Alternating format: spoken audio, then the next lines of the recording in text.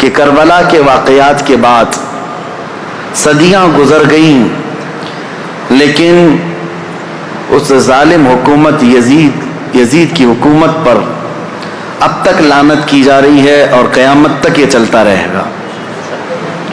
حالانکہ اگر تاریخ دیکھی جائے تو بہت مختصر سی حکومت کرنے والا ہے شخص، یعنی صرف اس کو 3 سال ملے۔ حضرت امیر معاویہ کے انتقال کے بعد تخت پر بیٹھا اور 3 سال تک حکومت کیا، اس کے بعد بہت سخت بیماری کے عالم میں مر گیا۔ تو یزید کا دور حکومت صرف 3 سال ہے، لیکن ان 3 سالوں کے اندر جو سب سے ہولناک حادثہ پیش آیا ہے وہ کربلا کا ہے۔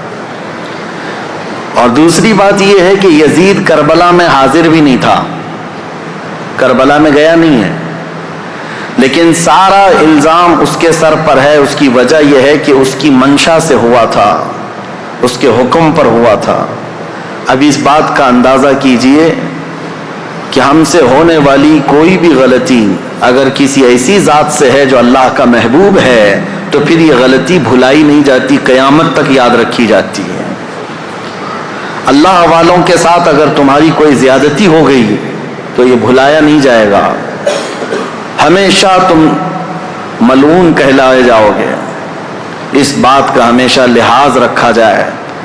اللہ کے ولیوں سے جو جنگ لیتا ہے، حدیث قدسی میں ہے میرے آقا صلی اللہ تعالیٰ علیہ وسلم کی زبان سے، اللہ کریم خود ارشاد فرماتا ہے، من عادى لی ولیا فقد آذنتہ بالحرب، جس نے میرے کسی ولی سے دشمنی مول لی، رب تعالیٰ فرماتا میں اس کو جنگ کا اعلان کرتا ہوں، میرے ساتھ اسے جنگ کا اعلان کرتا ہوں۔ تو اللہ سے جنگ کرنے کا کون یہاں پر کس کی جرأت ہے اور کس کی جسارت ہے؟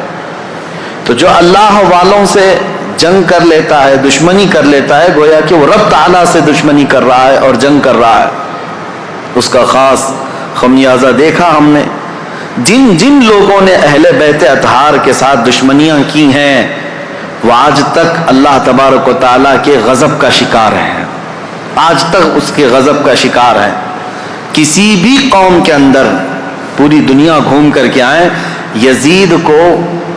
یزید کی ذریت کو یا اس کے کاموں کو اچھا کہنے والی کوئی بڑی جماعت آپ کو نہیں ملے گی۔ اکا دکا کوئی ایسا گمراہ شخص ہو، بددین ہو، بدعقیدہ ہو تو اس کی بات الگ، لیکن اتنی 14 صدیوں کے اندر ہزاروں ائمہ اکرام آئے، ہزاروں علماء اعظام آئے، لاکھوں کی تعداد میں صالحین آئے، کسی نے بھی اس کے کاموں کو اچھا کبھی نہیں بتایا۔ ایک وجہ یہ بھی ہے میرے عزیزو، اس نے زندگی میں کبھی کچھ اچھے کام کیے ہوں گے لیکن اس کا فرق نہیں پڑتا، برائی غالب آ جاتی ہے، اور وہ بھی برائی ایسی کہ رسول اللہ صلی اللہ تعالیٰ علیہ وسلم کے نواسے کا اور ان کے خاندان والوں کا اس طرح سے قتل کر دینا کہ جس کو رہتی دنیا تک یاد کیا جاتا ہے۔ اب ان کے بعد حالات کیا ہوئے، جیسا کہ میں نے اعلان کیا تھا 10 مجالس محرم میں کہ ما بعد کربلا کیا ہوا تھا، کربلا کے بعد کے حالات کیا ہیں۔ کربلا کی جنگ ختم ہوتی ہے حضرت امام حسین کی شہادت پر، جب آپ کا سر مبارک الگ کر دیا گیا تو یہ جنگ ختم ہو گئی۔